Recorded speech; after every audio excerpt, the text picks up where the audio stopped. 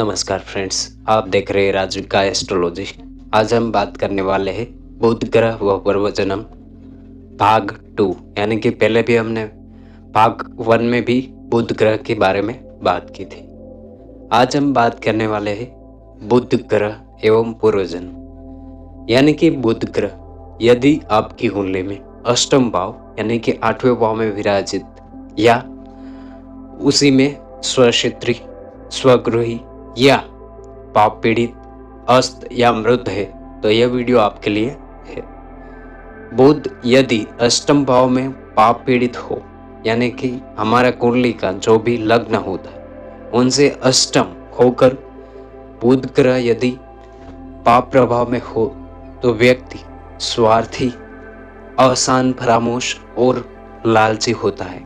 यानी कि आप प्रायः देखेंगे कि ऐसे जो सब कुछ स्वार्थी, एहसान फरामोश और लालची जैसे स्वाभाविक गुण कलयुग में आम हो चुके हैं। यानी कि थोड़ी सी मात्रा में सभी मनुष्यों में यह गुण विद्यमान रहता है। 10% ऐसे भी लोग हैं कि जिसमें यह गुण विद्यमान नहीं है, यानी कि वह अच्छे लोग हैं। लेकिन ज़्यादातर मनुष्य को स्वार्थ, एहसान फरामोश और लालची होता है।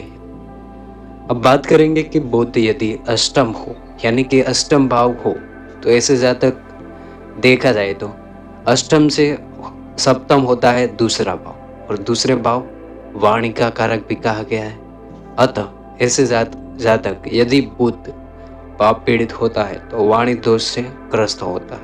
यानी कि उनकी वाणी में अगलानापन और स्पष्ट रूप से किसी भी शब्द को बोल नहीं सकता ऐसा व्यक्ति। यानी कि वाणी का हो सकता है कि व्यक्ति ने दुरुपयोग किया हो, वाणी अभद्र हो, अन्यथा मुंहफट, बड़बोला, बकवादी, अधिक बहस करने वाला, बातूनी एवं झूठ बोलने वाला तथा असंयमित वाणी यानी कि अभद्र वाणी बोलने वाला भी होता है। हम पहले जानेंगे कि बुध अष्टम भाव में ही हमारी जन्म कुंडली में क्यों है। दूसरों की कुंडली में भी बुध अष्टम होता है लेकिन उसमें पाप पीड़ित नहीं होता। पाप पीड़ित कौन से क्या करें, जैसे कि निर्बल हो जाना, पाप ग्रहों की प्रभाव दृष्टि यानी कि दूसरे भाव में यदि शनि राहु की सीधी दृष्टि अष्टम भाव यानी कि बुध पर पड़ रही है तब वो पाप पीड़ित होता है। यदि स्वगृही है तब यह सभी संकेत थोड़े से कम हो जाते हैं। लेकिन ऐसा क्यों होता है? क्योंकि पूर्व जन्म में ऐसे लोगों ने वाणी का दुरुपयोग किया होता है। यानी कि उनकी वाणी से असंख्य लोगों को बहुत सारा नुकसान उठाना पड़ा होता है।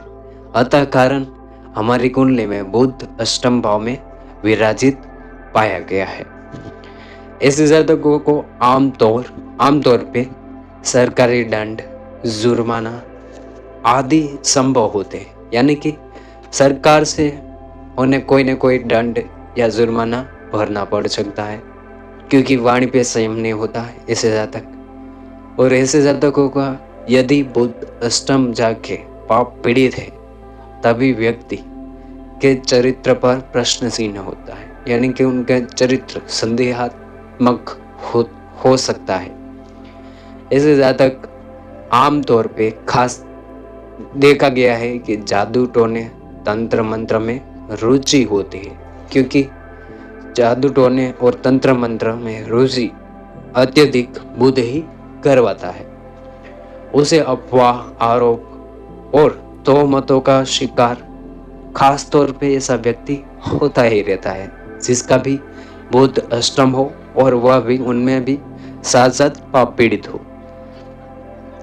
ऐसे जातकों को अपना मान सम्मान एवं यश प्रतिष्ठा मिलती है लेकिन मृत्यु के बाद ही मिल सकती है। इससे जातक को पाप युति में और भी दुष्परिणाम भोगने पड़ते हैं, जैसे कि पाप युति होके बुध के साथ राहु का बैठना, बुध के साथ केतु का बैठना, यह सब कुछ शुभ नहीं माना गया।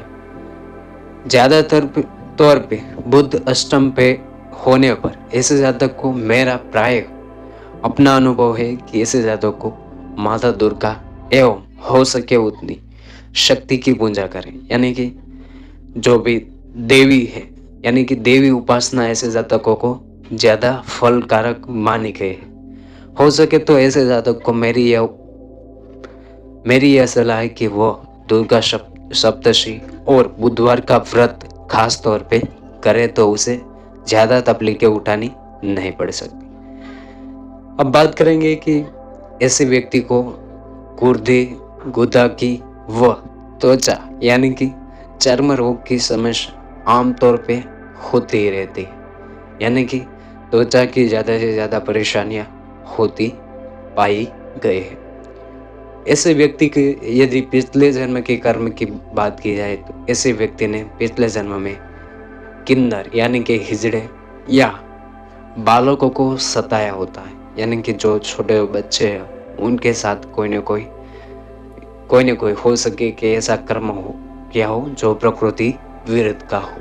अतः ऐसे रोग आमतौर पे पाए गए हैं। अतः इस जन्म में उसे यह फल भोगने पड़ते हैं।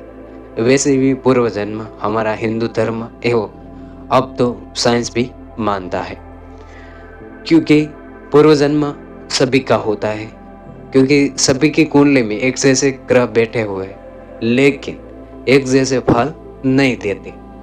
अगर एक ही टाइम में एक दो बच्चे जन्मते तो अब भी उनका भाग्य कर्म एवं उनका पूर्व जन्म अलग होने के कारण उन्हें अलग अलग परिस्थितियां और अलग अलग जगह पे जन्म मिलता है।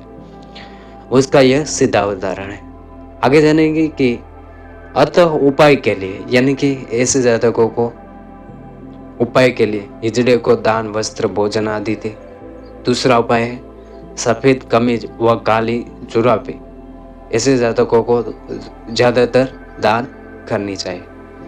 ऐसे जातकों को हो सके तो आप बच्चों को जो पढ़ाई करते हैं उसको पुस्तक, कलम आदि का हर बुधवार के दिन अपने ही हाथों से दान करें। सप्ताह में एक दिन ऐसे जातक को हो सके तो मौन व्रत रखे या कम बोले ही, यानी कि अपनी वाणी पे संयम रखना चाहिए। और ऐसे जातक को मेरी एक और सलाह है कि ऐसे जातकों को हर बुधवार के दिन गाय को हरा चारा खिलाना, अपने हाथों से खिलाए, तभी आपको एक अच्छा पॉजिटिव वाइब्रेशन मिलेंगे और आपका बुध धीरे धीरे से सही हो जाए।